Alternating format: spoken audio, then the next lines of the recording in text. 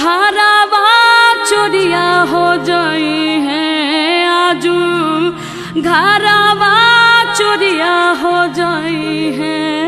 सबरे संपत्तिया बाबा बाची रे जाई है। गौरा बेटी चोरिया हो जाई है। गौरा बेटी चोरिया हो जाई है।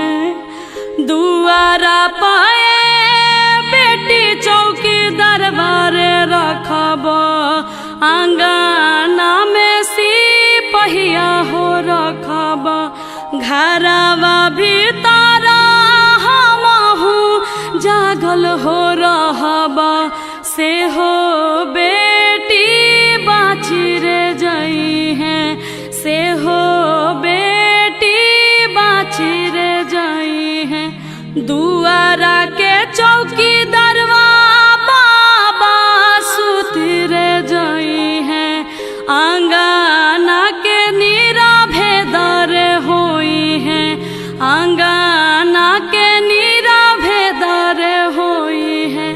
घरवा भीतर रहो सुती हो जाइब, से हो बेटी चोरिया हो जाई है। गौरा बेटी चोरिया हो जाई है। कन्यादान हो गई, अब सिंदूरदान के समय आ गई।